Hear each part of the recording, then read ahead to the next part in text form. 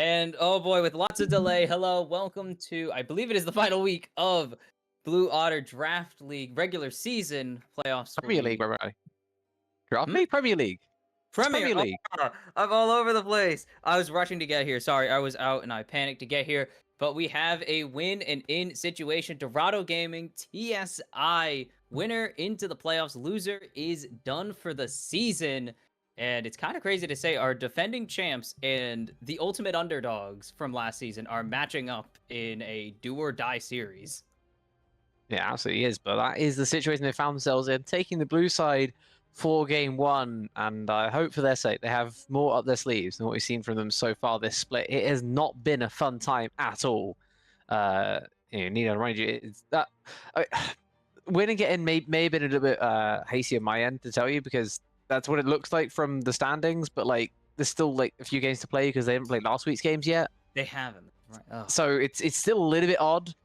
This would have been a really cool series with really high implications. Now it's just kind of like probably win, then you're probably in type thing, where it's not as guaranteed, not as set in stone, but it still is very important, right? This is the crunch point of the season, 6th against 7th seeds. Ooh. And 6th seed is the team that gets into the playoffs. So this is absolute crunch point. And in crunch matches, I guess we turn to enchanters right now. I mean, I think Emilio is not a great pick here. I don't like that one. I believe it is actually winning, and despite the extra games being It on might the be still. It's confusing now. Final boss are at 2 and 3. Like, the threshold seems to be 2 wins and you're into the playoffs.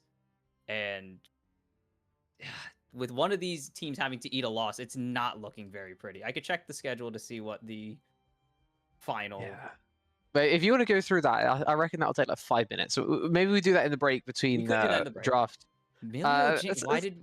Why Lulu's available?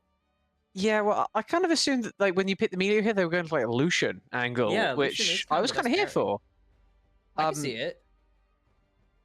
I mean, if you're going to be playing into Seraphine, the best enchanter for the cause may be Emilio to try and mitigate the encore as best you can, but then Jinx on top, it does just ring a little bit odd. And Dorado, bear in mind, they took the Seraphine after banning the Ashe themselves, then going to pick the Zinzao for themselves. I guess Misfortune is still there in bot lane, if you want to go full wombo. That is true. Maybe it's more of like a takeaway pick here, the Jinx, because that combo we've seen previously in Premier is quite annoying. The amount of slows and roots that Jinx has can really allow Seraphine to have a lot more value than otherwise. Or you could just go Seraphine APC. Ooh. And say screw it. That's really good, actually. That's kind of nasty. Seraphine with the Nautilus setup, guaranteed roots every single time, doesn't have a CC to really throw off your Seraphine at all, unless you mistime the E on the hook for some reason, which you would just wait for the auto attack anyways to come after. So this Jinx is going to need some super kicker help here to keep them alive, because if that hook connects, it's a long CC chain to death. Yeah, I'm now officially scared for what we're seeing from TSI. Blind? This is very blind, but it is defendable, right? You can can get a couple of bans in here to try and protect this Mordekaiser. If this is the avenue that TSI want to take things, I think that if you can defend it with a couple of key bans to protect this Mordekaiser, I kind of get it. I mean, there's gonna be more than just 3 champions that like Mordekaiser doesn't have the best of time into, but if you have like a good idea of scouting out your opponents, this is basically the idea for the draft the whole way through here for TSI. Beyond anything else, was to take Mordekaiser on 3, ban away for its second rotation, and hopefully this is jungle. Okay, They're calling this jungle or mid lane. I mean, banning Darius like that, kind of. I mean, it could be still. It could be more jungle. I think it's had some changes with Metal Storm getting some buffs to its damage on minion or on monsters specifically, but still not a particularly great jungler, because oh boy, if Wukong has bad ganks pre-6, what does Mordekaiser have? At least he has some CC. He can pull you back. Death Grasp is not a great engage. That's actually just worse than Wukong flying into the enemy, so maybe they want to try and move it into top lane is the other option, or no? I don't know where Dog's going with this one. This is an interesting one. Galio with I don't have the Galio. They did. The Galio boss went through. That champion's broken. Okay, yeah, it's Mordekaiser top. Yeah. Or I guess you could technically say this is double flexible. If you put Trundle top lane, TSI like Giga cooking. What year is it that I'm seeing Trundle top lane? Well, I don't know. I mean, Xin Zhao doesn't have to be a jungler anymore either, right? This is the thing, is that if Dorado want to be messing about with their own draft, then it kind of throws a spanner in TSI's idea. If you're just able to try and match this Trundle into the Xin Zhao, then maybe that kind of mitigates that, and having someone who can play top jungle works that way. And then I guess it's now the same for Dorado as well. This is potentially some weird little rock paper scissors type idea. I don't know. Aatrox, Aatrox Ari. This comp is really nice. Yeah, it's definitely. It has to be Xin. Okay, it's definitely Xin now. It's 100% Xin Zhao if they're going Lissandra over the Ari, because Lissandra Aatrox is not the best mid jungle. Yeah, I mean, Rise Aatrox is slightly better. Okay. Rise Aatrox is slightly better, but I don't see it happening, unfortunately. Dog aren't gonna go that CC, crazy. Easy sweet spots to land. If you want to go that way, or you can point at CC and then say Wind becomes Lightning. It is also pretty easy to land at that point. Nivea into Rise makes a lot of sense here for TSI. No way. No. I feel like this is a bit of a. That was a bit of a. And then pick what we're actually going to pick. I don't know what's happening up here in the top jungle. I think our safest assumption is Aatrox and Mordekaiser going to be meeting up there, and then Trundle looking to run over the Xin Zhao. This whole TSI comp, it's not too bad. They are going to struggle a little bit for engage, right? They're going to struggle to close that distance a lot of the time, but if they're to take some scrappy fights, I think they're going to have a very fun time of things.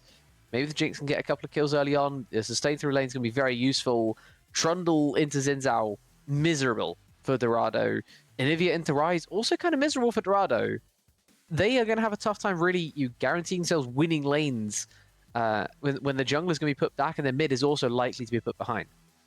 I was also wondering about this early draft, the Mordekaiser, and then eventually going into the counter Trundle, saving mid counter pick instead of top lane or not really jungle, I guess support possibly, but they already got that out the way early. But then you see the Aatrox and the Rise, and you draft Anivia, and you're like, this is a team that has to run into us to do damage. They have Seraphine, 4 melees, and that is it. It is 3 melees, a battle mage, and Seraphine. So they have no damage really outside of up close. So I like this, because if they get in your face, you can Mordekaiser ulti, you could just pillar and blizzard someone to death, possibly, and just hope for a catch out. Milio's going to make it really hard to jump on people. Jinx can make it hard to jump on people. This is a surprisingly good draft that did not start in the best ways, but eventually got there for TSI, I think. If it's executed right, because if they try to force engages, you're missing the point of the comp. And I hope if they're trying to force engages, they don't have the champions to do that. They don't. I hope that they don't try and find a way to force an engage, because I mean, who's going to do it? Are we flash ulting on Mordekaiser to start a fight off? Like, what's the plan? That's just jungle. That's for stealing objectives later. Like, there's no engage here for TSI, right? It's get there first and then delay, poke, and be as annoying as you can be. Can be very effective, especially into champions that are forced to walk in. They don't have many mitigation facts either. They can look to flank, but with how close range Rise, Aatrox, Nautilus, and Xin Zhao all have to be, this Anivia Trundle has free reign if they can get there first. It's all going to come down to TSI's tempo, how well they can manage where they are and when they are, and being in the right place at the right time. They just need to control space, honestly. If you could force Dorado into a choke at first or second, honestly, second Dragon fight or possibly Herald fight, it is extremely doable for TSI to pull out a win. And for Dorado, it's kind of avoid getting caught, but find an engage somehow, which is probably just going to be find Mordekaiser or Anivia alone and hope no one's around them. That is like Nautilus's MO, though, right? It's the stay away. Oh, I found an engage. Like that. Random hooks kind of 4 people. That kind of is the Nautilus thing. So if any champion can do precisely what Dorado need, it is this Nautilus, and we'll have to see if they're able to pull things off, or if TSI are going to be able to maintain their space advantage. Is there anything else you want to say before we head over to a short little break? No, I think we got it. Dorado just need to execute, and TSI need to counter execute. That is kind of hard. They are playing a reaction comp, so bit iffy. It's kind of a how fast can you react to the enemies engage? But I'm gonna put my trust in them for like the first time this season, I think, actually, in a draft. That's crazy to say that it's taken till week 7 to do it, but I'm gonna believe for once. We believe. Well, in that case, then we'll see if TSI can make use of that belief, make use of their draft, or if Dorado are going to be able to hold serve on the blue side as we get ready for game 1. We'll be back after a short little delay when we're through client pause. We'll see you then.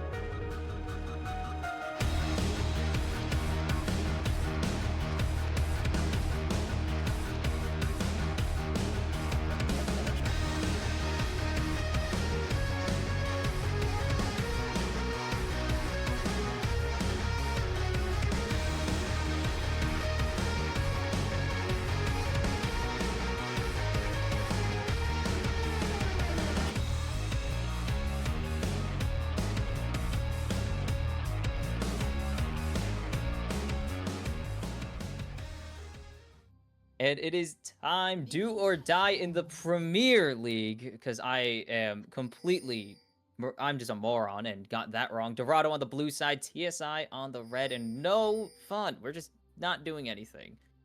Boo 5 point. Well, this is technically a 4 point, actually. Boo 4 point.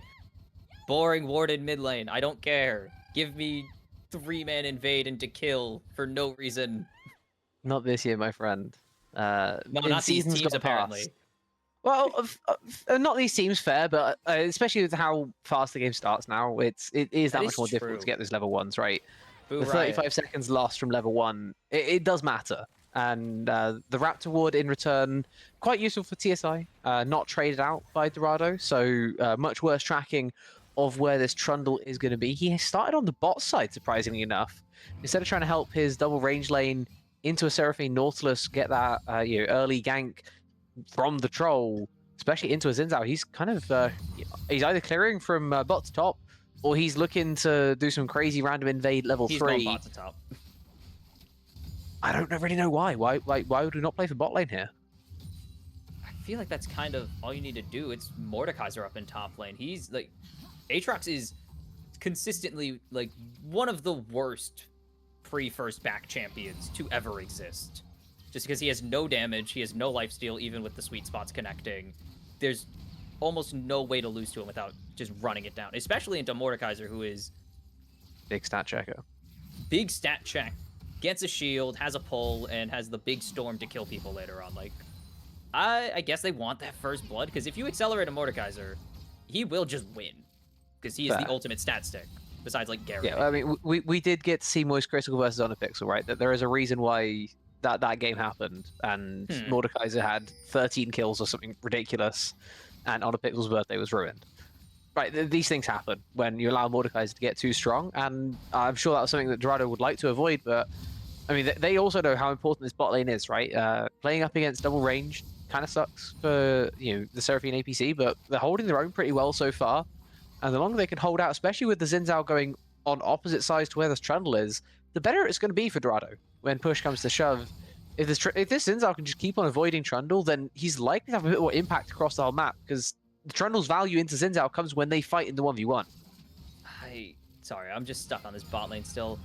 If this were a Lulu, a Karma, they could be getting hyper-aggressive with this Jinx, because Lulu or Karma poke with the Jinx missiles, I get they want that range. Ooh, Hook not going to connect. Barely. There's the gank up in the top lane. The pillar is going to be enough to pull just too late. Tommy cannot catch up. Mordekaiser not fast enough to get through the Umbral Dash, unfortunately, but just losing, I think, that extra poke into a lane that you generally are already winning is kind of tough for a little sustain and a little range. Like, Jinx is buying Hex Optics this game. Like, guaranteed. So... Oh, what a hook. Hook connects through the kick as well. The heal already burned, but the CC chain going to not be enough for the damage. The regain force out the flash of walk here, and I mean, B is already done with their clear. They don't have anything to do for a while, so they're just gonna base and go back to bot side. I mean, yeah, but he's still pretty on tempo for the most part. You can see that he's gonna Sunrise just 30 seconds behind. It's gonna be about a camp behind here, yeah. But that's kind of it. It's not the worst case scenario, especially for getting Aatrox's flash and teleport out. True that. I mean, what Warlock now is a little bit of hurt, but he should be able to hold on pretty effectively, especially into these double first bases. He's that little more impactful with Longsword and Ruby Crystal compared to just the Outtome. But if you walk up and get caught without your abilities, and Tommy Buck is able to get you in a little bit of a rundown situation, could be quite difficult for this Aatrox. You do have to still be very careful, as it's actually a little bit more than maybe just that camp advantage. I feel like Sunrise, maybe camp is about right, but he's got an advantage right now as the Xin Zhao into Trundle just by playing the complete avoid game. I'm struggling to work out why TSI have done this. I get the first gank, because actually you have no reason not to. It's just pure tempo. Like, you're just wasting time basing that early, but second gank is a little greedy, especially when they haven't seen Sunrise on the map. Like, I think they saw him on Raptors, and they haven't seen him since. Because he didn't gank bot lane, he just walked through Try up into Scuttle, but still going to lose out on this first Dragon, which Trundle's gonna love. Give Trundle extra sustain, and he's like, oh boy, more camp time? Have you ever seen laners so eager to get to a first Drake than when it's an Ocean Drake like that? We just saw mid lane and bot lane all abandon their post and go straight down. Double ultis in top lane? But Tommy is the first ult, so he doesn't actually get as many stats as he would like, but Death's Grasp comes through. No flash available. First blood to Tommy Buckets on the Mordekaiser. Had the Oblivion Orb just for good measure, too. And you're not going to be able to get anything out of this Mord. I guess that's why we're clearing bots top. We have faith in Tommy, and we have faith that he's going to be able to just win out in this matchup up against Wok Warlock. It works out very well to start things off for this Mordekaiser. That first blood, absolutely massive. As we are not going to talk about that hook, we're going to focus on the ones that are going to maybe be near champions next time. Not the one thing about the Milio into the Nautilus and most engaged champions is it is so hard to actually get your engage to land. Because even if homie lands the hook, the kick connects and the hook is just, it's canceled. Like the pull gets completely canceled. You're stuck standing there like a doofus. Especially with how telegraphed it is. So that's something. I don't know if it's really keeping Wolfman alive all the time, but it's definitely a threat to keep in mind as hook connects, not going to be able to land the root, and, well, the situation I just mentioned comes to fruition as gets the root anyways. Is Nintendo going to be able to turn this? Do they have the damage? They have a Lost Chapter right now. Jinx only on... Ooh, they get the Ignite out only on the pickaxe, so can't really return much here. Seraphine passed it. Seraphine double Q. Gets the double ump and the auto, or, well, before that, gets the kill. B coming down. There's double flashes available and the heal. There's and not really... There's no CC. Both of your CCs kind of don't help in this situation, so not going to be successful regank. Or, I guess, counter gank. Yeah, I mean, gank in general, right? There's no real counter. It's just Sunrise not there at all. It's just trying to help your bot lane after an unfortunate loss in the 2v2. Wolfman just, kind of walking too far forward. When Seraphine has passive like that on the Lost Chapter, as you pointed out, does a lot of damage at this phase of the game. When you're used to playing against support Seraphine, you can kind of be surprised actually by how much it does. I feel like that may have been what happened there, just because you're used to playing against support Seraphine so often. You suddenly come across the real thing with a Lost Chapter, and 2 Qs to the face, you've just taken 300 HP. Dang, this camp advantage is actually gone. Sunrise dropped the camp advantage at some point. Which is crazy, because Bees has also dropped his top count at some point.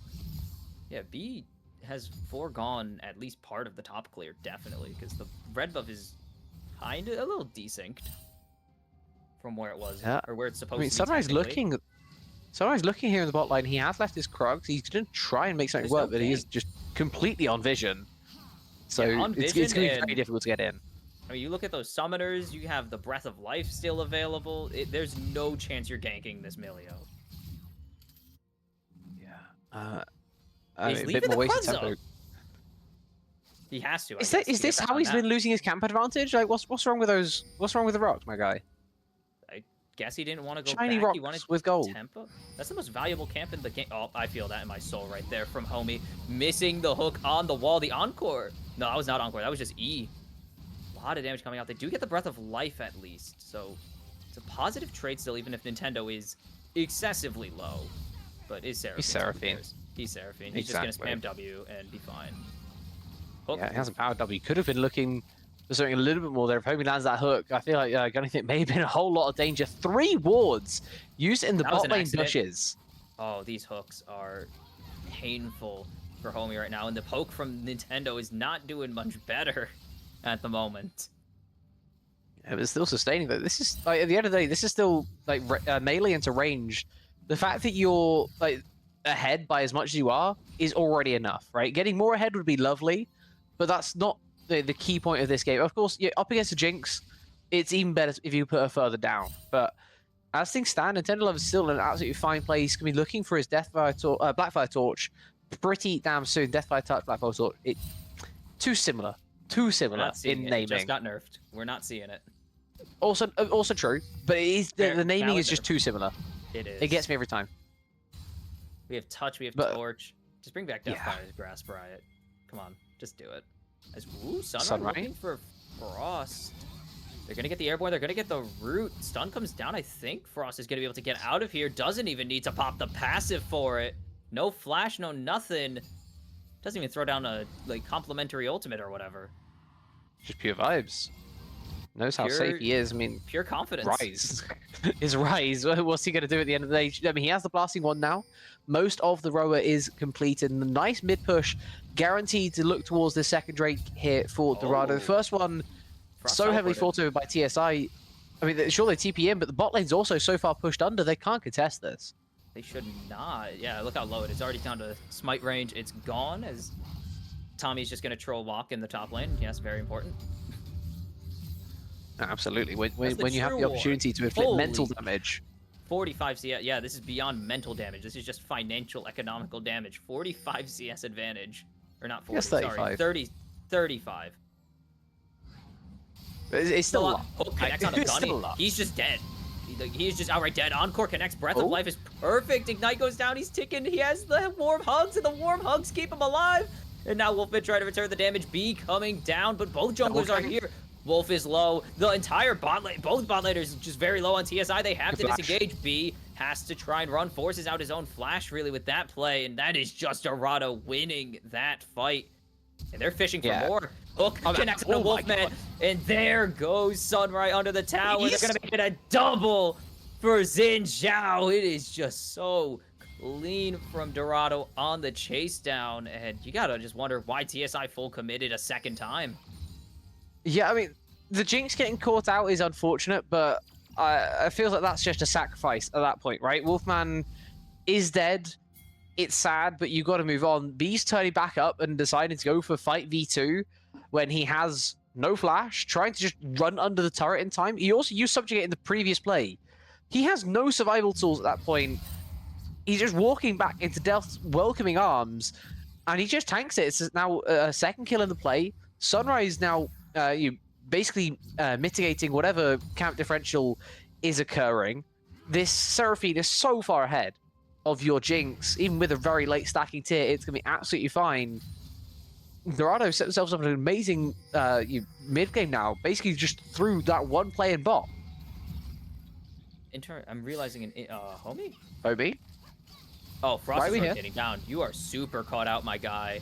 I mean, Efron's not even going to bother.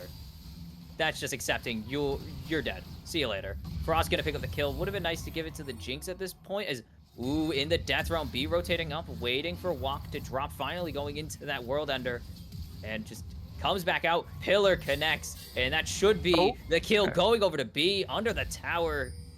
You got Rue a little scared, but nothing to really be worried about. It is a nice 2v1 in the top lane, and that's now you got Frost ahead as well, so it's really just bot lane and jungle that's kind of worried at the moment.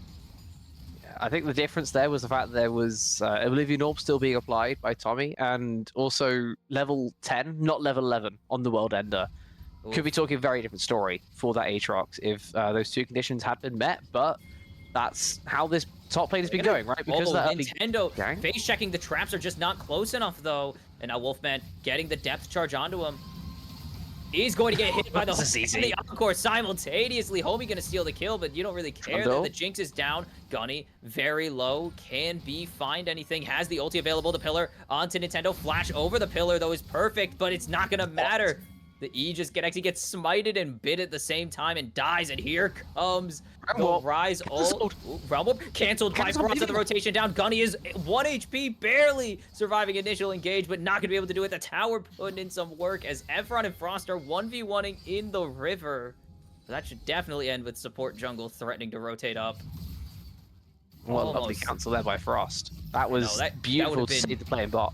That would have been 3 for 1 at that point instead of a 2 for 1, so could have been disastrous. Walkie's just getting 1v1'd. Not surprising at this point, is it? Like, have a look at that Mordekaiser, have a look at that Aatrox, still waiting on his first item spike. No Sundered It's a miserable time. And I think we are starting to uncover why TSI have decided to go in a bot to top first camp clear. It seems that getting this Aatrox behind was just part of their game plan, as I think Sunrise did just technically clean his Raptors, and this is dangerous. But Sunrise is here, but B is also here. Efron has some damage. But it's a bad fight. Rocket. Oh, the rocket connects onto the Crescent Guard. But Sunrise has to go in. He cannot survive. He's going onto the wrong champion, though. The one with the egg? Oh. Not who you want, homie, is in the Death Realm, and he will definitely die in it. And that's a turn fight. Frost doesn't even die for that. No, I mean, even if he did, he would have still had the egg. He had the egg still, yeah. I kind of got confused about who had the jinx. I'll be honest. I saw the rocket coming up. I don't know how it avoided everyone, because I thought the Crescent got pushed away, but he's on the other team, so that just kind of confused me. But it didn't matter in the end. Wasn't needed for Wolfman. Everyone else chipping in the top side, and TSI pick up another big fight. Now about 2,000 gold off of the back of just the skirmishing, and also what's occurring in top through maybe not skirmishing and just pure top lane annoyance that what Warlock is trying to deal with. Tommy putting up an amazing performance, just keeping on that pressure, and this Aatrox cannot walk up to the wave. Oh no, you cannot stare down this Mordekaiser. Has the Rylai's, the wall connects, the stun not going to come through onto the Xin Zhao, but there is so much more to worry about than dodging a single Flash Frost. Dies to be, and the Aatrox that started out 0-1 is now 4-1-1 and has a definitive camp lead at this point. Yeah, I mean, this is Trundle into Xin Zhao, right? If Sunray tries to match where this Trundle is going, bad things are going to happen for the Xin Zhao. If they try and avoid this Trundle, like we saw in the early game, it ends up okay for him, but the rest of the map doesn't look too great. If you're not able to get some form of impact happening while this Trundle is going to be doing something elsewhere, your whole team is going to fall behind, and as the Xin Zhao, you're going to feel pretty responsible because you cannot corral this enemy jungler. You cannot ever think about taking a 1v1. And Bees is just taking that all the way to the bank because he knows that there is no 1v1 option here for Sunray. He tries to fight there once and proves exactly why Xin Zhao is so miserable when playing into the Troll. And then if you try and avoid him, we saw what happened in the early game. Wok loses Flash, and it's turned into the snowball that Tommy has been able to build so emphatically. Now up at 50 CS, as well as that 2-kill advantage. It's absolutely huge for this Mordekaiser, and it feels like Wok is just slowly going down a path he cannot recover from. Another cannon goes. And this is going to be Riftmaker soon as well. Eventually going to turn into a Morelos, as there's the Death Realm off the initial combo. World Ender in response. I don't even think Wok can make it back to the tower at this rate. Healing a good amount. Death's Grasp misses. And big bonk. Tommy will get pulled, but who really cares? Another solo kill. Actually, I think that's his first actual solo. No, 2 solos. It's got to be at least a second. It's his second one, and then he had 2 with the Trundle around, and that's gonna be first tower on top of it. That's just gone. No, wave isn't big enough. Wave isn't big enough. Eventually. I mean, he has grubs as well. There's the chance. The wave's actually coming. I think he does get it in time. It will be the first tower. Nice hook. Heaven and Earth kind of hook right there from onto Wolfman. And they're only really going to get half his HP as he's turning it around. He has the Hex Optics. He has so much damage available right now. Yeah, I'm surprised. I don't know if the follow was just slow there from the Dorado bot lane, or if they weren't expecting that hook to connect. If it's the latter, then I completely understand, because that looked kind of crazy from Homie. Looked insane. Should probably not have. Nintendo has to be able to react faster. If you're playing Seraphine Nautilus, you have to be able to get on top of that Jinx. You have so long between the initial hook going out and when the actual CC connects for the root, that the Seraphine should be able to back on top of that and get that stun, get the extra CC, and then maybe even layer in a little bit more, even though you're up against Emilio. That does kind of make it more difficult if he decides to just not let the CC happen, but that's dangerous and more fun. Forced to flash away as, this is not Sunray. What you want to see. 1v1 from Sunray. He actually does get the blue buff as the Realm Warp comes in, but B is so dang tanky. The Super Mega Death Rocket connects, but he's the Breath of Life on top of him. B is unstoppable now, and the entire bot half of the map is here to back up TSI. It's a double for Wolfman and a double for B. It is just a bloodbath in the red side jungle. All TSI are favored, not flavored. Sorry, it is very much Dorado flavored. Well, I feel like the rift underneath the grass is very Dorado flavored, as they're even going to get a cheeky little rift play there. Yes, nice good Herald charges. Decision. I love it. Just about got that mid-tier 1 down in time. They can get the charge onto the tier 2. Can look for maybe even the tier 3. No one here to respond. 100 HP on Shelly. It's going to tank a turret shot. No! Tank the first turret shot. You got to wait for the minion. The minion has to tank the first turret shot. Oh, it's looking so good. It was so cool. It's still a great play, but it could have been... It's still a great play. Look at the gold lead. I mean, yeah, it could have been a 200... Think of what they could have done with like 300 extra gold. It really matters there. Instead of being a 7.7k lead, it would be an 8k lead. It would have been a much better round number for TSI, but I don't think they'll care, right? What we just saw from Dorado was a very early desperation attempt because they know this game is very quickly slipping through their fingers. The only lane that wasn't strong for TSI was the Jinx lane, who just got a double kill, now has second item, basically up with everyone else in terms of this game. And Nintendo has built an Echoes of Helia. I am fine with that. I don't think it's what they need right now, but I am generally fine with that being. Since I went Trundle.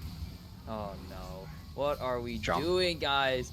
The Trundle is just not even really taking any damage right now. The Encore finds absolutely no one. We're hitting the demons as Efron is getting shredded to bits, and B still has like a quarter of their HP left. Tommy's here. Oh, Tommy just showed up. Yeah, he TP'd in to see the aftermath. Yeah, I guess Tommy was expecting them to survive, and then it's like, oh, I'll have to ult Sunrise. No, just absolutely survived, no problem, and also got a kill for it. Yeah, free Drake as well. Nice cancel from Frost. Just I think it was intentional. Else. They were like, oh, they're gonna move, and they get the damage on top of it. Nice. The base cancel's intentional. The stun maybe less so. As you're insinuating now, Nintendo is dead. You should have just respected that long ago, as it is Wolfman up to... I mean, this was a Jinx that was 0-2 and absolutely useless for the most part, and now 3-1-5 since that, or 3-1-4 since then. Yeah. Like, the CS gap doesn't matter. It doesn't, because the Jinx is so far back in the game, and everyone else is already ahead. It's now stretching up to close to a 10k only. Someone is backing on a ward. That's a level 16 Mordekaiser. If you ever heard the term raid boss, you have a sweeper. If you've ever heard of the term raid boss, then I'm sure you'll understand this definitely fits that criteria. He has a skin for it, guys. Respect the raid boss Mordekaiser. Oh no, Tommy doesn't have flash. Nice overwall. Good escape at least, but that is... to sacrifice your Xin Zhao and the Xin Zhao's flash, but because you have an overwall, you get out. Yeah, true. He's only 4 kills in now instead of 3 kills, too. Yeah. Could have been 5. It could have been. Oh! B just based and bought 2 items and like 2 bases? Oh, geez. Huh. Yeah. Yeah. The last time I checked... 7 kill Trundle. Yeah. Has a lot of gold, I guess. The last time I checked, he was 4-1-1 with Triforce. And now he has Deadman's and Spirit Visage? This guy is actually unkillable. Who is killing this man? Not the Seraphine. Oh no, not the Seraphine. The Seraphine's not even going to be alive to consider killing the or to kill the Trundle. And B, running down the angry Troll King. The Trolls went to war, and they absolutely won. Another 2 bodies added to the pile, and it's Baron o'clock, baby. You have a Jinx, you have a Trundle, easiest Baron take of your life. And how much easier does this make playing the game for TSI? Obviously, being up 11k makes the game typically quite simple, but especially for this comp, to know that you can always be first now, to know that it is always dictated by your choices at this phase of the game, the enemy has such little input on what happens for the rest of this one. They got bot tower. You just have to choose when you fight and what you fight over. You can choose to fight the Baron, and there cannot be a proper response, just an objective bounty claimed in the bot side as a form of retaliation, but it's nowhere near enough, and I'm sure Dorado know it as well. They can feel it in their fingers. They can feel it in their toes. They can feel it everywhere.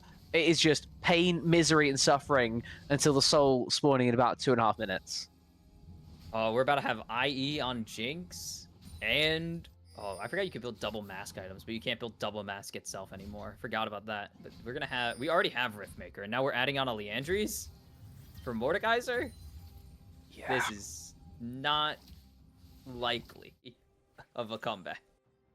It's a difficult one to try and sell. I'm not going to. Yeah, because I don't think it's there. 1.5 item Aatrox. 25 minutes into the game. Sunrise looking for a flank on a ward, has to leave. I mean, Encore is kind of nice, but the Breath of Life is there instantly. Frost goes gold, and I didn't even know they had a freaking arm guard at this point. And maybe B getting low, but Wok and the rest of Dorado are going down. And they're so low. It's a double for Wolfman, a double for the Troll King. And make it a triple, an ace, and the base for TSI. They are 1 win away from virtually Actually, Yeah, they're 1 win away from guaranteeing themselves now a playoff spot, assuming they don't lose game 2, of course. I'd like to point out that this was a 4v5 the end of the game. I respect the angle from Dorado, but the wall of diff just too much. Engage was a nice idea, but it's just way too much going back at you. TSI comfortably finished things off, and I think at that point it's almost merciful to put Dorado out of their misery so fast into what was shaping up to be quite a dominant game. Right, 22-5 is your overall kill score. Before then, it was 17, and it still wasn't looking pretty for anyone on Dorado. TSI take the team fight, take it all the way to the bank, and they happily claim game 1, as you say, put themselves one step closer to locking in those playoffs. And now Dorado are facing one hell of an uphill battle because even if they win today and win their game in hand against TPO, it's still close to them not being there. You know what I mean? Like it's gonna be narrow. It's dangerous. Mm-hmm. I mean, we talked about this in between. We didn't talk about it on the cast, but it is if Dorado get 2-1, they need to 2-0 TPO and need a TSI 2-0 loss next week or whenever they get their rescheduled match in against Final Boss. If they get 2-0'd, it is just over. There is no chance for them to make a comeback. They do not have the wins in hand, any of that stuff. So, I mean, without winning outright, it is a dire, dire situation. But if you look at it the other way, Dorado come back from this, get the 2-1, you just have TPO whenever you get your reschedule, and if you win that, I love how you said just. Like, we got Loki running our prod tonight. You just said just. I love that. I'm so here for it. I mean, that would be Dorado up at 3 wins overall for the season, and at that point it doesn't look as bad. I think you could definitely sell a case for them. Spot. Yeah, that's 100% a player spot if they can come back. But can they come back if we're watching games like this where no. I think, I mean, it ended up as a 15,500 gold lead at 25 minutes. Oh boy, it's difficult to really say that they can definitely come back into this one. Walk, baby, what happened between this season and last season? Where's my top lane? Where's my weak side king? I miss him. I need him. Dorado needs you. Yeah, well, anyway, we're going to take a short little break while we get ready for Game 2. TSI 1 win away from all but confirming their playoff spot. Dorado on the brink of elimination. We'll see if they can come back or if TSI are going to be able to lock things down in Game 2 after this.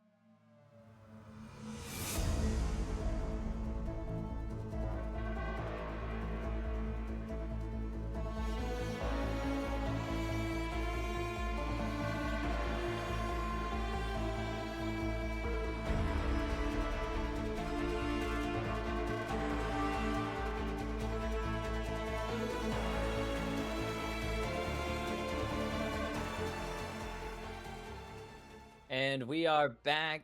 TSI have opted. Actually, it was Dorado opted to go over to the red side here. And now TSI 1 win away from the playoffs. And Dorado, likewise, a single loss away from either completely out of playoffs or pretty much out of playoffs. Your fate is not in your hands if it's a 2-1. Good luck. Oh, there's the Ash. Yeah. I mean, split off from the Seraphine. I feel like lesser prio put on it, and Dorado being red side for this game have one champion they have to ban and two that they have a bit of a decision in. They chose to focus jungle with those two. Bees does like playing Neferia and Nocturne, so fair enough. You can take kind of anything into an Ashe lane. Either take mobility or take trade power, whatever you do, absolutely fine, but you cannot let Smolder through in its current state. Yes, I was going to say, they are very scared of Deathfire Touch. Smolder, which everyone is, it stacks Cleaver pretty much immediately. And also just does a bajillion damage on top of, because of the burn. Because burn just applies. Loki telling me bajillion is not a word. It is a word, it is not a real number. Get it I can get with that one. I can get with that as an understanding. Not a number. Correct.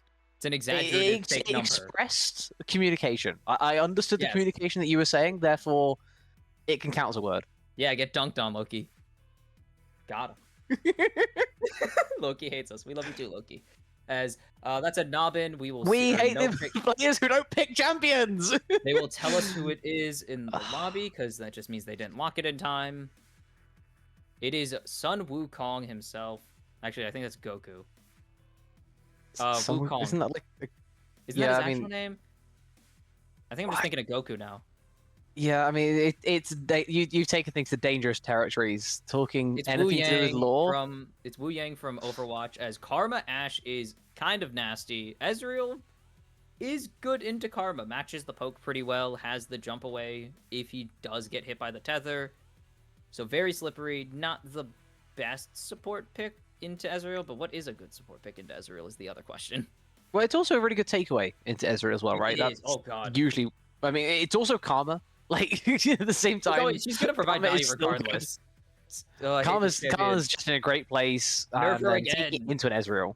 Nerf her again, please. And Nami, I love playing Nami. Nerf her again. Oh, I like Nami's actually kind of fun. She is really fun, it's but good. she's also really strong. It's really good, but it is kind of fun. I was not ready for a Skarner, actually. I guess if they know it's been Wukong rising recently. Skarner's been on the up and coming. He is. Not again. He's on the rise. Leave me alone. Right, you can't do this to me a second time. They just buffed Mbessa. I'm not ready for this. I don't really know what's caused it for Skarner. It feels like it's not like been one thing in particular. He's just kind of like slowly crept back into existence. Someone remembered he existed, and it's like, oh yeah, he's still broken. Yeah, and I think like, it's just one of those where it's like the longer you play him for, the better you get, and it has a very steep curve ever since his rework. It feels like there's a lot that you can do to improve every single time. Those very short, sharp skill shots can matter so much, right? Go. The Impale, we got there. Thank you. Like the Impale is so big in terms of overall value, but it's actually a really small ability to land. It's very difficult to get its maximum value. The setup required sometimes can help things out though, as a lot of that setup has been denied by Dorado in terms of their bans for the top side as they head into their own fourth pick here. With Wukong, you can kind of take whatever. I feel like Annie has completely dropped under the radar here, but they go Quay instead.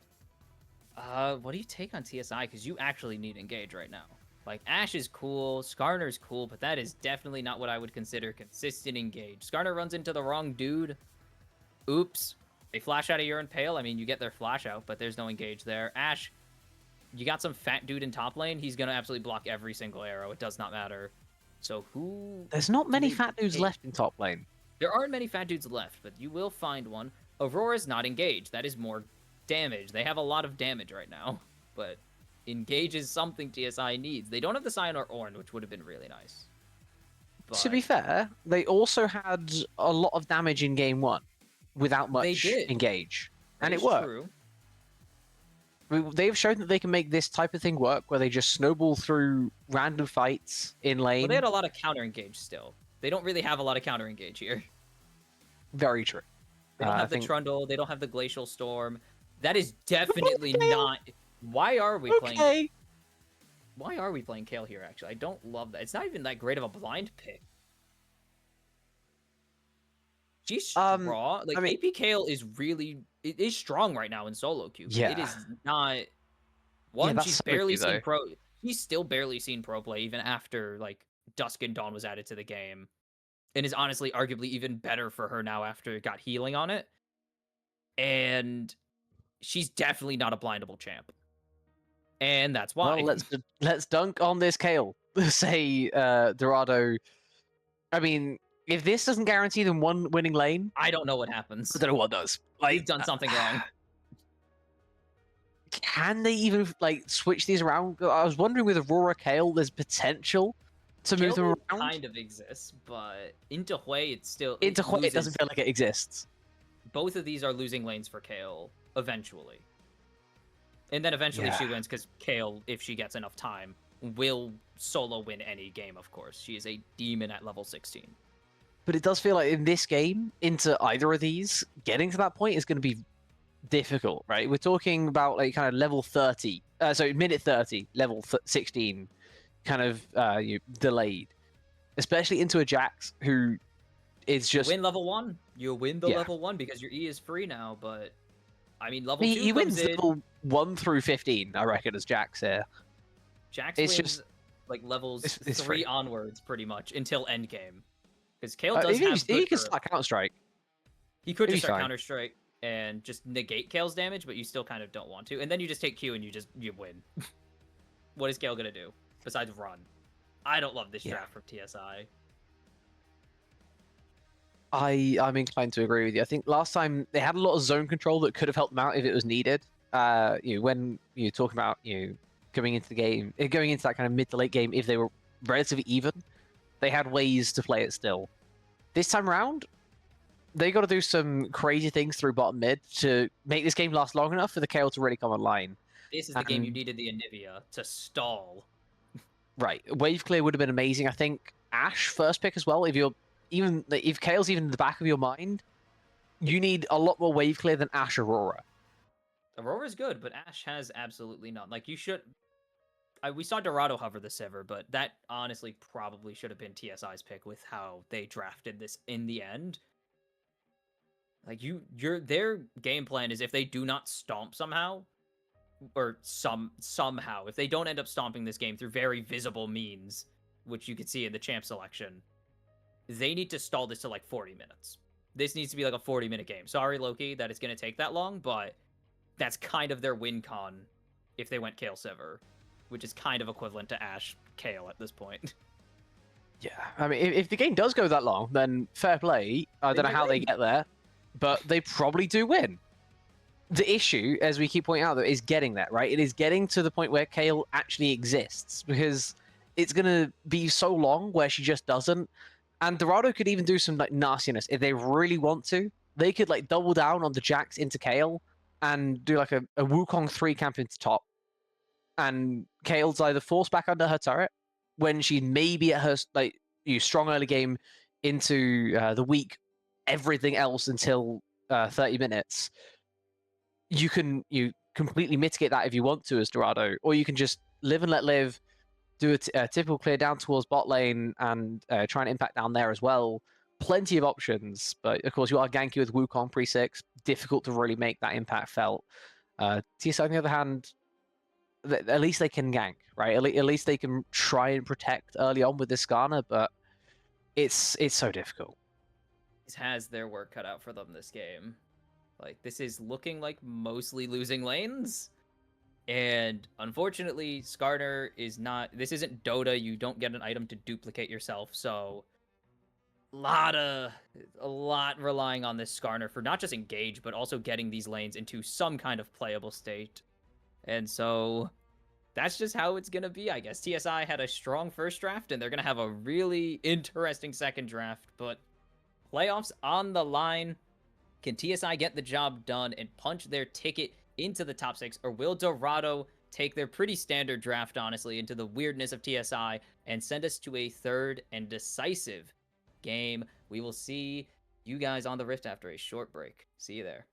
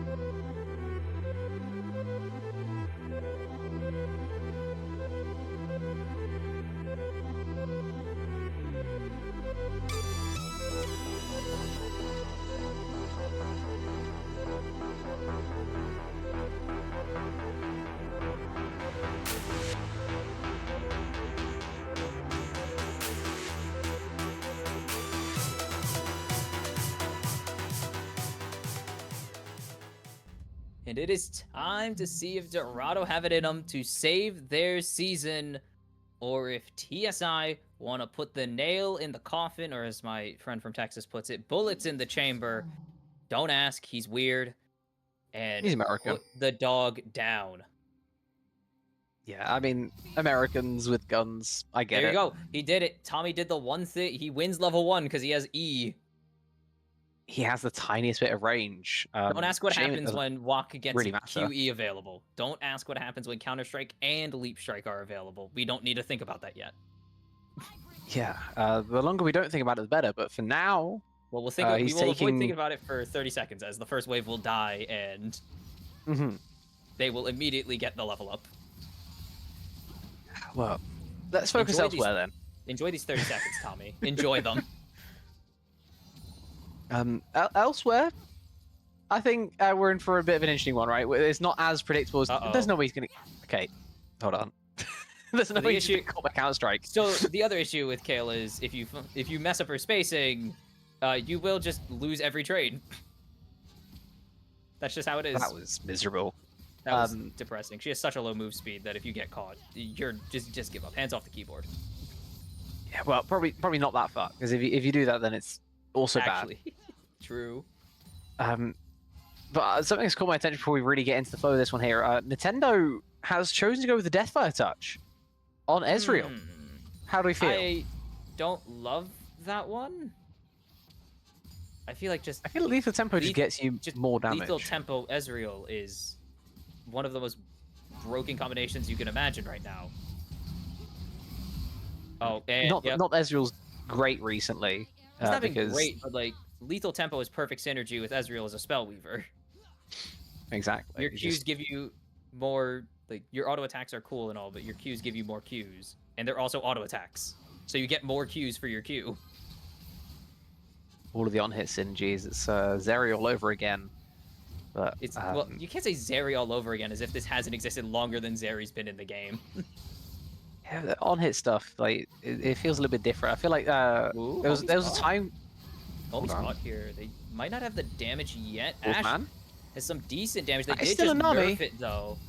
It is also Nami has the defense. The barrier goes out. The heal in response. They're gonna try and chase this down. Wolfman flash for flash with Nintendo. Nintendo gonna get rooted by the tether. Gunny forced to flash away from a perfect Aqua Prison as well. And I mean that's a pretty positive trade if you're on the side of Dorado there. Yeah, I mean it's very positive, especially when you have playing flash from a homie. Nintendo able to get the arcane shift away. Has the barrier. It's gone. And Gunny needs one auto and is gonna get it. The tower doesn't trade, and it's first blood to the Karma on TSI. Why are we doing this thing again on like jungle where we path bot to top as red side? Like, it's Kale Jax. It's Kale Jax. It's a winning matchup. That counts right time we don't talk about. Wonk is still living in the past where teleport was always like 6 seconds instead of 8 or 50. Honestly, it feels like eternity at this point. It feels like a long time. I'm confused by many things I have seen so far this game, and it didn't take long to get me confused. You can't. He didn't have a chance. Tommy just based. You can't gank the Kale. They're under tower the entire time. You're double melee into a slight range champion. And the wave isn't even crashing, so why did you path to top lane? I don't get it. I don't get it. And it's resulted in a huge first blood. I mean, the kill goes to the Karma, so pinch of salt, but at the same time, she now has boots and she can really unleash on the rest of the Rift. Efron might have to... No, they might not have the damage to force out the flash. They will force the base at least, so that's something. Oh, Deathfire touch on a champion that actually... I mean, Ezreal can use it really well, but it's just... Like, it's really good on Hui. Yeah, I mean, Hui makes a lot more sense. But typically when you're looking for Deathfire touch, you're looking for champions that have single target abilities to really get the most out of that part of the kit. So I understand where they're looking at it for the Ezreals. That's a nice bubble once more onto Gunny Thick. Down to half HP. These trades are kind of filthy. But yes, Nami does so much damage. And then Ezreal I get where he's going with the single target stuff, but it feels like you do a lot more single target and overall damage if you have his tempo. And you do a lot of damage when your jungler turns up too. Wait, hold on a second. No, there's no chance. Homie has no flash, no heal. just gonna drop to Bees, and there's just not enough damage on the table yet. Even with lethal tempo, there wouldn't have been close to enough damage to turn that fight. Completely Why do we not valid. have a River Brush? Yeah, it's just too far forward for that Ezreal at that point in the game. When you don't have that river warded, it becomes very dangerous indeed. As Tommy is going to pick up that cannon, going to get most of these minions as well. I think he gets all of these. Ironically, unless Locke gets a tower plating and takes an auto. Ooh, scary. Yeah, I mean, this is big for the KO to like find timers like this where you randomly get minions that you shouldn't be able to have. He's coming out of the early lane phase kind of neutral, which is insane to say. He is down 2 CS after 6 minutes on a Kayle into one of the hardest Kayle lanes that possibly exists. Jax just kind of crushes you at every single phase, and he's doing a really good job of hanging on, as Bees is not hanging around at all. He just took the Drake, looking for a crab. Thought he was going to come down to the bot side once more, but looks like he just wants to grab some fruit and head back to his top side. Unfortunately for him, there's already a monkey taking his blue buff. Yeah, Sunrise going to at least take blue buff. I don't think he has the timers to take more than that, unfortunately. Level 6, though. Is he spotted? Because if he's not spotted, Tommy's just got the flash. There's the flash jump in onto Tommy. Will get the divine intervention out, but that's kind of it. It's not that bad, honestly, but you don't get the flash out of Kayle. Fine for the Kayle. Like, that's absolutely fine for the Kayle. That's now flashless Jax. I mean, still has gap close, right? Because Jax has that Q dash. Yeah, but you got flash. But you're absolutely fine. Like, if random engage happens that you're not quite ready for in the next 5 minutes, then you have mitigation. But you're also going to have your ultimate pretty damn soon as well. It's not the longest cooldowns, even though it does take, I think, best part of 2 minutes. Ooh, Frost Efron is in an awkward place. Efron, nice fear, but Efron is so isolated from everyone else. Gets the flash out, but there's the empowered Q, but Frost doesn't hit the weirding. So burns the flash to try and hit that weirding as well. Will just have to pay the flash for flash tax instead. As Tommy doesn't flash, knows that there's not enough damage quite yet from this Jax, as it's Dusk and Dawn, baby. It's everyone's favorite AP champion, Jaximus the Maximus. Oh, this item's so broken. Baus? What are you doing here, my friend? AP Jax in BOL Prem? This is most peculiar. It's ballsy. Also ballsy. I can agree with that one. It's really strong. At least Dusk and Dawn Jax. It doesn't actually have to be full AP with Jax, but Dusk and Dawn Jax is insanely good. Stupidly I feel like good. If you're gonna commit one way or the other, you may as well fully commit, right? Typically, you might as well, yeah. I mean, the normal Jax. I mean, normally, inverted commas is the Triforce in Sun Sky. Didn't see that Wolfman. And then you get the Zhonya's, and then you work towards your AP a little bit more afterwards. Ooh. But chasing down homie. There's the stun coming through from the Enchanted Crystal Arrow. They will get the flash. The Impale connects. Nintendo doesn't flash, doesn't Arcane Shift away, is saving it. Barrier. We have flash. We used it anyways. We may as well have just did this earlier. He had flash E to avoid the Impale. He used neither, got caught, down to 200 HP. If he sticks around here, I'd be shocked if Bees didn't turn straight back around and say you're not allowed to enter your turret, because you're not allowed to enter your turret right now. Oh no.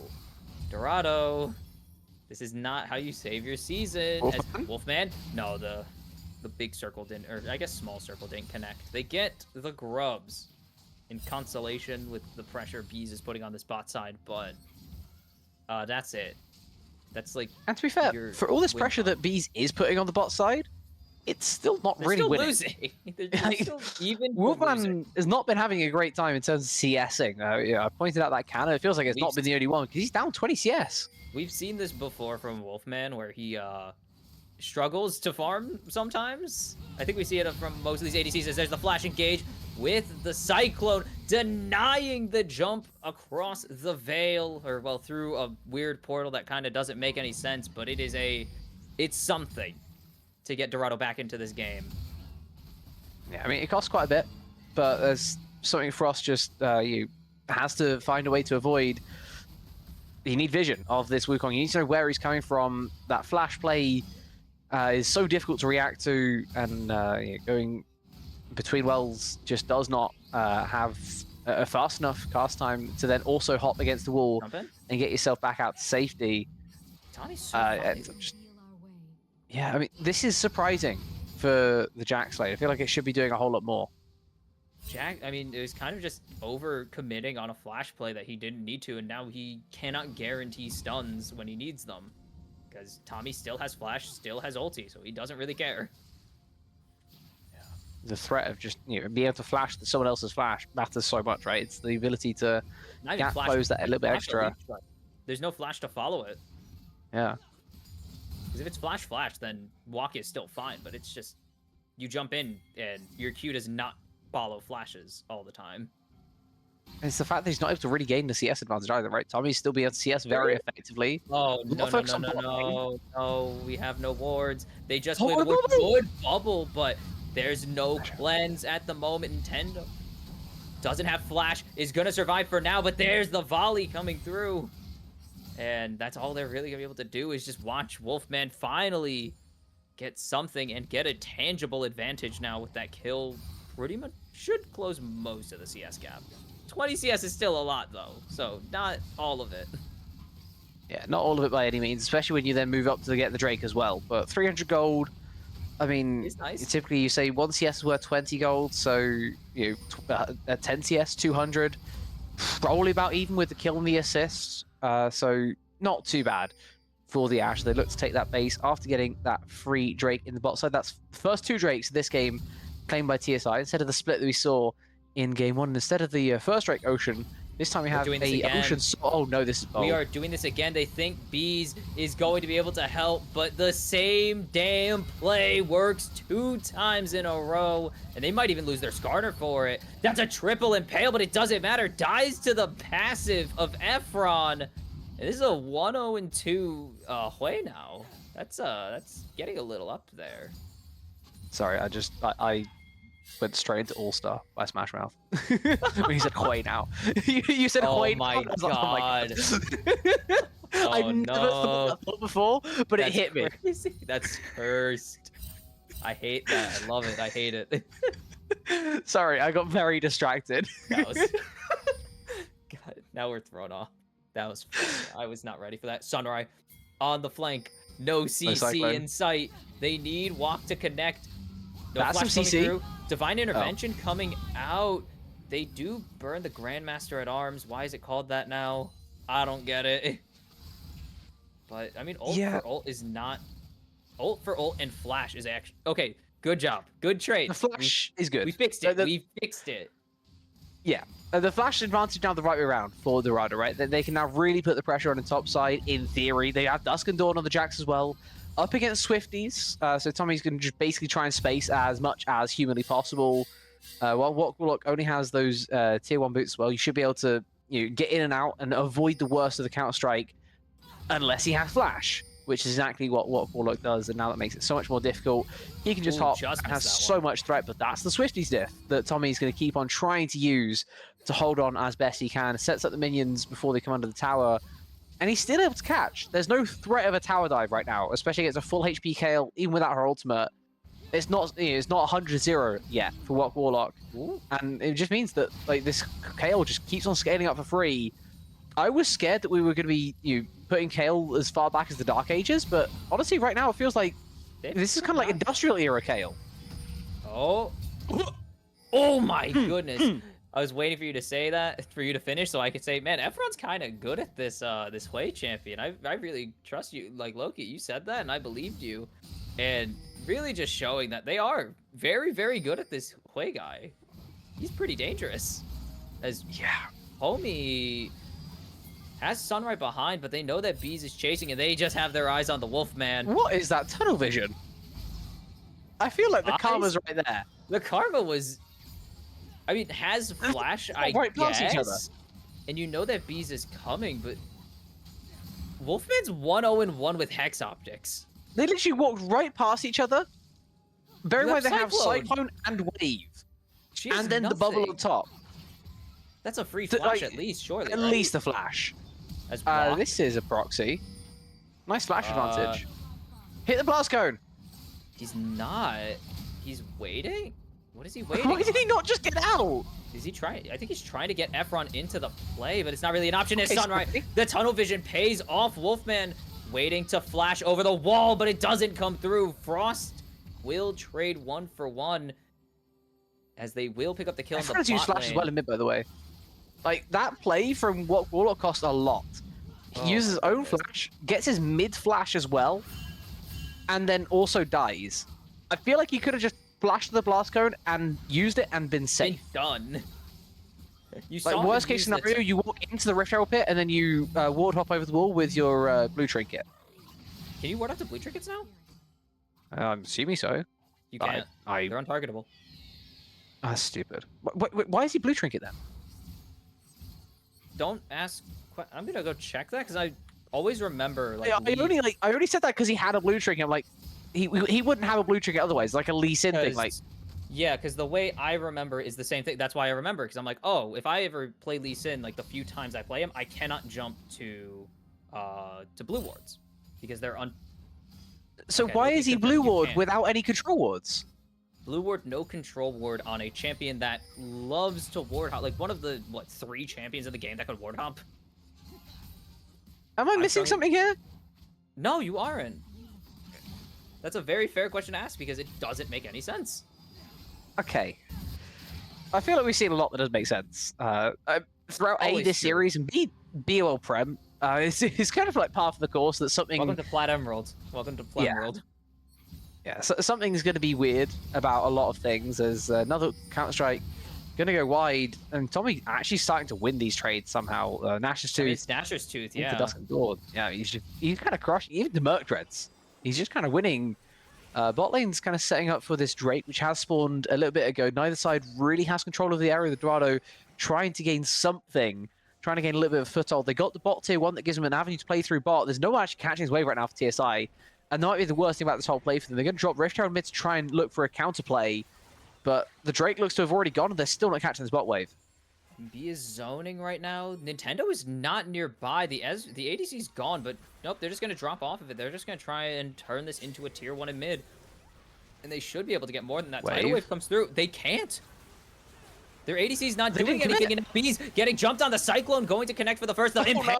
No one between worlds will at least get Frost out to safety, but the commit onto neither from TSI is going to be their downfall. They give the Drake, they don't get the turret, they give a kill on top of it. It is just a mishmash.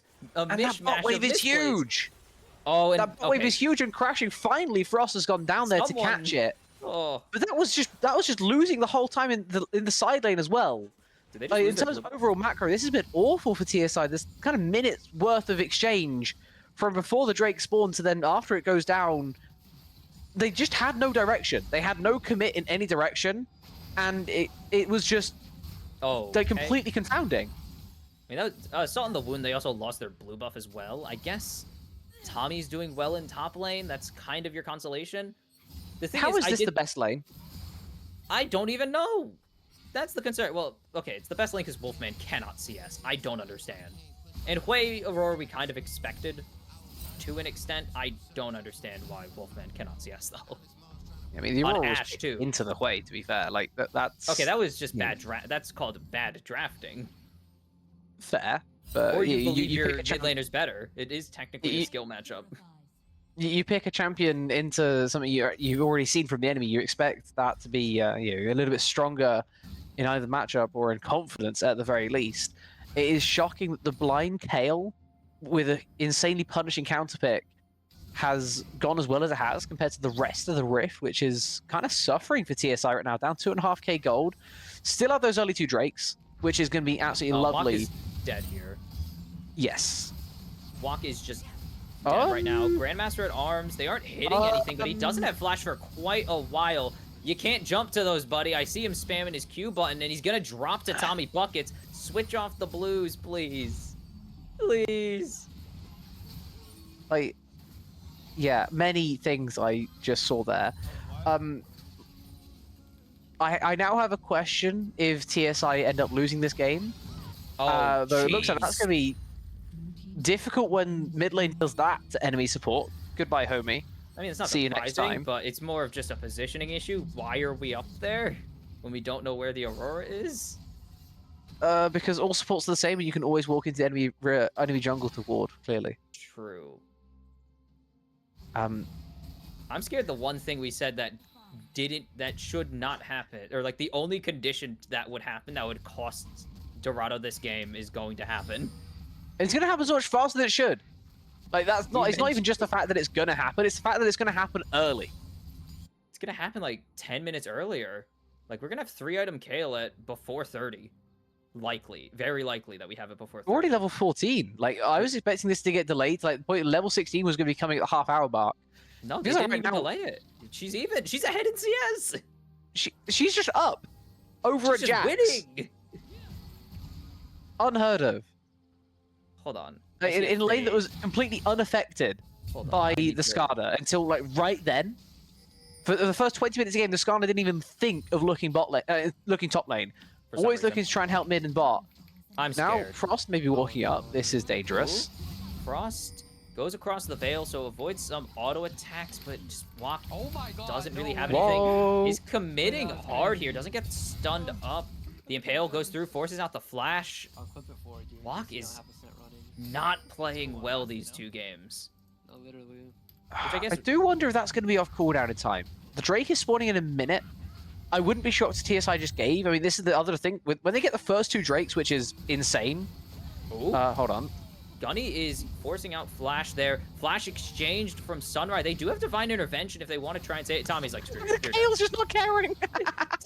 Tommy knows at this point. Not the issue is, I mean, Tommy has Flash. Divine Intervention goes down to save his skin at this point. And the Fear not going to connect on Efron's Flash. E forwards. EQ forwards with a Flash. I mean, Tommy's like, screw you guys. He knows the objective. Tommy knows that his level 16 matters more than most of his team right now. Yeah, I mean, this is what we're talking about. I think TSI we're going to be looking to just drop this Drake anyway. Just keep on farming up, keep on chilling. That is now Rabadon's Kale, second item. Oof. I don't love Rabadon second, but I see what the plan is. Let's be careful face checking though, fellas. There's a nice Ashy to give you a little clue over where everyone's standing. I don't think you need to contest this. I know the Jack's on top side with no TP. He's going to get up in a couple of seconds. He's also just going to be there in a couple of seconds. I don't think it's necessary to fight this. You're potentially flipping the game over something you don't need to do. It's 2-1 advantage for TSI. They don't need to do this. Walk is just face checking though into 5. They've successfully stalled out the Drake siege for a little bit. As they've become split, Bees is taking a good amount of damage there from Nintendo, sorry, from Efron, who is just free hitting right now. Sunrise is so healthy. I mean, the Drake reset, it buys them some time, but you look at the wave states, TSI are the ones losing out. Mid-wave is going to start pushing. They did just answer it. Bot lane is pushing right now, as there's the jump in from Bees. They found Walk Warlock. And the Impale not going to connect with Sunrise on the back end of the fight. Is 2v1ing the ADC, the bot lane, by himself, actually. Finally gets some support. The Impale connects. He's going to go down. That's a big shutdown to Kale, but Efron finds one. Walk resetting, has the teleport available if he wants to use it. Efron getting out. That's not where you want to go. That's the wrong direction. Efron in the middle of nowhere. Frost going to go on a killing spree. Tommy's on a killing spree. TSI steal a team fight. So, as I was saying before, if you're just better, then go take the fight. Because so we're not. Just like I was a massive proponent for not taking that fight there for TSI. I don't think they need to.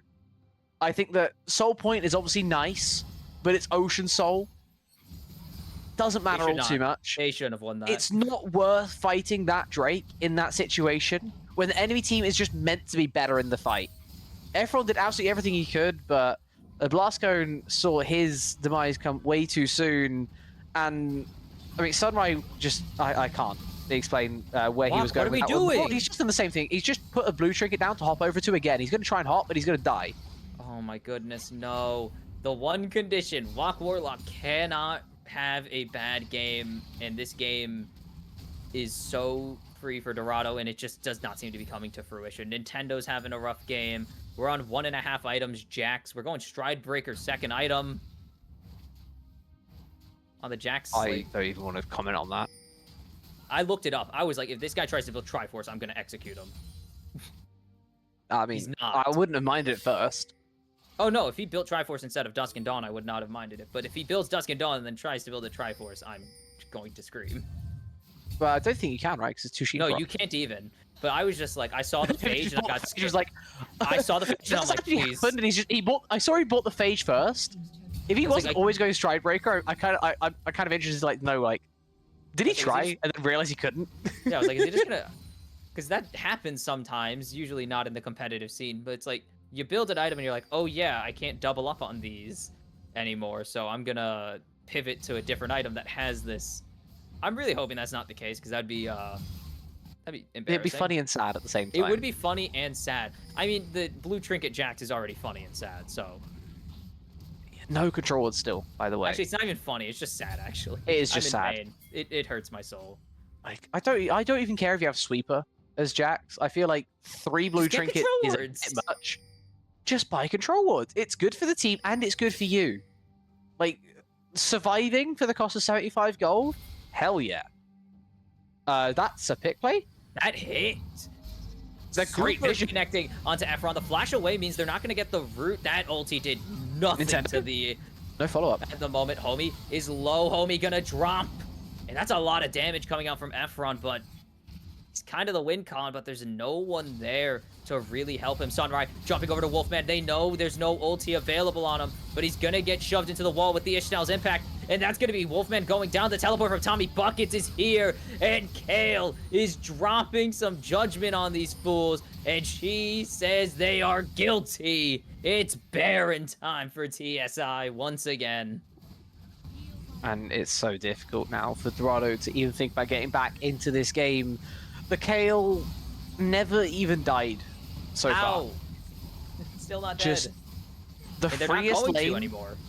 And I would be shocked if they find a way to. I mean, if ever they're going to, it will be in a fight like that where they have no flash, they TP in, and they use ult early, or something like that happens. Instead, nothing of the sort occurs. Tommy just gets in, gets a kill, an assist, gets out scot-free, and now TSI can even potentially turn their attention to the soul spawning in 90 seconds time. I don't think they need to, but they can, and that's kind of the state that they're in.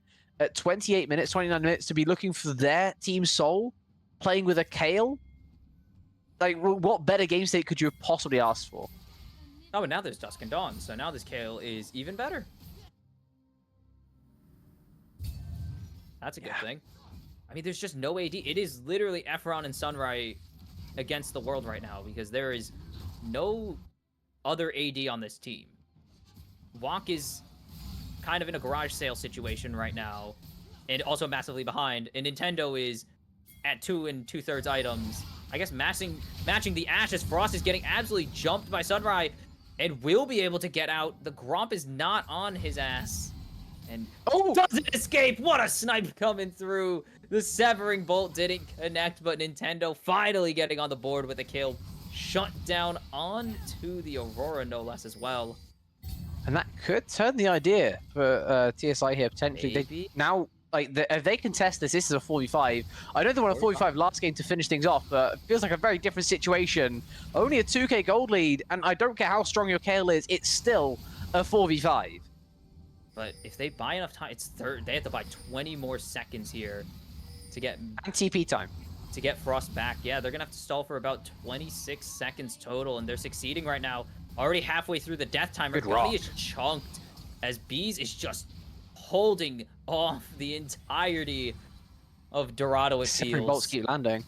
The Severing bolts connect, but they're together. Remember, yeah, but to be fair, I think it had landed on isolated Gunny twice in a row. Homie. Oh, as Homie is just absolutely caught out. No, as the heal to stay alive. The tidal wave is there. They're still going to die. Wolfman going to go down. Both carries gone. It's up to the Kale now. As Sunrise jumping in onto 3 with the Cyclone. Nintendo Forever doesn't have the damage. Tommy 5-0-5. It is all on this Ezreal. Bees with the chase down. They want the ace. They're gonna get it. They're gonna get the soul, and it is TSI, Tommy Buckets, and Bees staking their claim on the series. What an inspired Ashe arrow to start that one off for Wolfman. We were talking about their lack of engage, and yet still they find a way to start the fight off on their own terms. They ult the Nami. They ult the one person who really struggles with permanent CC on them. They have Mikhails. You can either land that self-cleanse in a very narrow window, or someone else has to tank the arrow. You Mikhails them, and there is no way for TSI to start the fight. Instead, it is all from Wolfman's Ash arrow, and he gets traded out in the back end. Efron with a beautiful Spire in his spare to get rid of the Ash, but it just does not matter at that point. It is now sole secured for TSI at the 30-minute mark with a level 18 Kale, 4 items. Kale. I'm scared. Realize you're not escaping this dude anymore either. They're fast as hell, you're slow as hell, and they hit like a truck. You are... It is feasibly impossible for TSI to lose this game, as Efron has been caught. Efron gets rooted and will be put down by Gunny. Think the arrow connects for good measure, just in case. Sunrise tanks that, and it is now 4v5. Walk is just off in Narnia right now. Yeah, and without Efron, the siege is so much more potent, right? The issue before would be the wave clear. Homie, no, that's not the flash you wanted. Still gets out, but holy cow, is it narrow. But look at the siege. There's no way that Ezreal's used True Shot Barrage to cancel bases instead of trying to clear out a wave. Jax is trying to do something here through bot, but it feels like the end on top is way more devastating. Even if you trade T3 for tier 3, it's just too much. Homie's about to drop, and that's just going to be the game right there. Frost on a killing spree. Walk needs to base. He doesn't even get... He gets like halfway through that turret. He cannot out-siege the entirety of TSI. He has to full send, but he can't afford to full send. You know halfway wave clear. He's TPing back to the this in the first place. He's TPing back now, but it's too little too late. The Nexus is exposed. Can they hit it? The Divine Intervention comes out. That's a lot of damage coming out from Efron, but it's just not going to be for any reason. Dorado Gaming are gonna get put down by TSI. Their season's over, and TSI will at least take 6th place, pending a game against Final Boss Esports, as they 2-0 the Dogs. Yeah, could climb as high as 5th, and performances like that make TSI one of the scarier opponents when playoffs do come around. It feels like whoever they come up against is going to be having some sort of challenge. Whether it's a similar challenge to what we saw today that Dorado just could not even think of overcoming, or if it may be a bit more like we've seen from the rest of the regular season, we'll have to find out. But TSI have taken some maps off of some very good teams, and how they take 2 off of the reigning champs and make it look so easy, I'm not sure that Dorado's heart was even in it. Well, they're the reigning champs, I'll give you that one. But, I mean, Dorado, Sorry. That is true. The amount of times I've messed up today, honestly, probably more than balance out your one mistake. I guess it's not even worth hounding on them anymore, but Tiz, that wasn't intentional. But for TSI, if Final Boss lose to Conduit whenever that match gets finished, they could technically try and take 5th place to get side selection in that series, or no, actually to face the Spire instead, or Conduit, given however those games go. We'll see in the coming days how that gets handled. But for now, you're just happy to, given how your season is gone, 1-4 entering the final 2 weeks of the season, you're just happy to get your foot in at this point. Like, you gave yourself a chance. Yeah, I mean, we saw last season with Dorado, like, didn't end up coming all the way to didn't take them to a championship or anything, but they had some good showings. You just got to get your foot in the door, and if they can perform like they did today, like they did against some of the top teams in those game 1s, honestly, they're a really scary, like, game 1 team. Maybe not, they're a really bad game 3 team, though. It's kind of the issue on the other side of that. And it's a matter of, can they actually get consistent? Because we've seen them play really well. For like the last 4 weeks, we've seen them play really poorly in the majority of their games. And it's kind of concerning that they've really only shown out a consistently good, like, pair of games against a team that will not be in the playoffs. Say it. You can say it. It's the new. I was talking about this game. I was only talking about this series, but if you want me to say it, I can say it, but I don't need to. Yeah. I mean, what I find crazy is that Dorado's sole victory of this whole season has come against Conduit. Somehow, Since a then, team that is threatening top half. Guaranteed top half. Like since then, Dorado have just been like a shadow of themselves.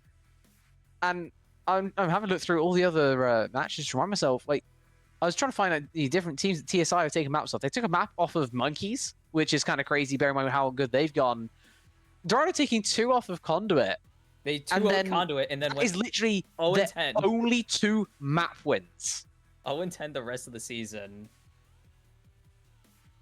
They got one more set. Will they make it? Will they make it perfect? Can they make it a perfect run? That is the question. It's shocking. It really is to see the difference. Concerning is another very valid word for that because after week 1, like okay, you lost the final boss. It turns out that that's a team they kind of need to be beating, but it is what it is. You bounce back straight away in week 2, absolutely eviscerate Conduit, who are now as a guaranteed top 4 team. And since then, Dorado, I don't think we've been able to say their name in a positive light. Nope, 0-6 since that week, and possibly pending on 0-8. Given it is a 7-8 matchup to close the season, unfortunately for them. So it's already 0-8. This to make it 0-10 if they can. Well, 0-10 against every team not named Conduit, to be fair. Yes, but 0-6 in the past 3 matches. Yeah. It's 3 matches is not pretty, but TSI, foot in the door. If you could beat final boss, you might be able to climb. That's not the worst case scenario, given that you were threatening to not make the playoffs in the first place for quite a good chunk of the season. You take what you can. Absolutely. Put themselves in a very good position to at least have a chance when players do roll around, which will be not too far away now. Bear in mind, this is the final week, in theory, like they're going to be playing of the regular season. It's looking like they're going to be playing Conduit, given its final boss Conduit and Spire TPO. If both of the if Conduit and the Spire pick up wins there, it will be the standings exactly the same, because the Spire have gone to so many game 3s this season. It's not even funny. But that is it for us, as first game, of course, got rescheduled. TSI punched their ticket to the playoffs, and we'll see where that seeding goes. But tomorrow, it is very interesting. TPO the Spire. If the Spire win, they have a shot at 3rd. Conduit would need to lose. Just in general, there's no chance they match on 9-7 or 11-7. On the other side of it, the battle for first to close the regular season streams, at least, because we have like 3 or 4 games to get done a second time, to get done in the back end. Elysium and the Literal Monkeys, dead even in the standings at 5-1, dead even in game score at 11-4. The winner of that takes the number 1 seed and will face the lowest seed, obviously, in the second round of the playoffs. But both teams already have the bye, so who really cares? I think these 2 teams will definitely get it. The ability to say you're the first team, first seed, even though it doesn't, as you say, carry all too much with it, it still matters to these guys. It will still matter to player morale. Ooh. And I did miss something, actually, because Elysium and 11-4, Conduit are 9-4. If Conduit pick up a 2-0 and the Monkeys or Elysium get 2-0'd, Conduit will jump them in the standings, actually, for second place. So the goal is to not get 2-0'd, at least, if you want to secure a top 2 finish. Obviously, the goal is to win if you want to take that first seed home, though, and not even give Conduit Esports a chance to shut the door or to catch up to you and get the bye instead.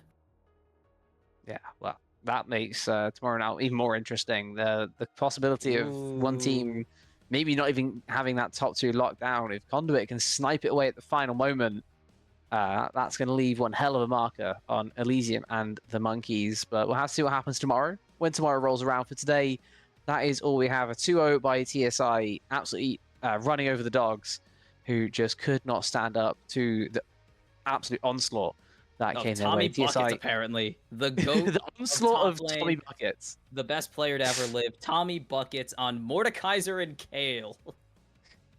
Crazy world we live in.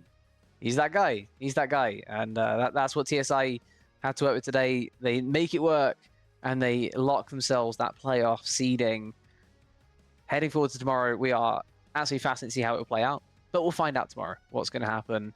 Thank you all for watching today, and hope you guys will join us once more when we're back for more Blue Otter Premier.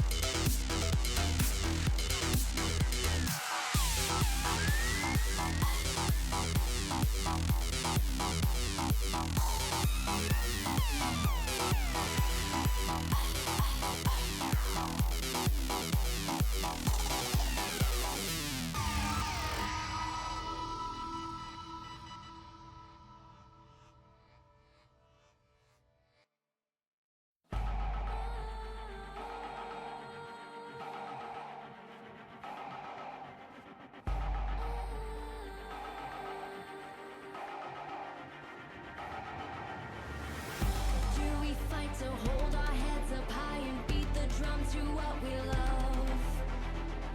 Risk the follow, we have felt it all come crashing down from far above. Stars are rising.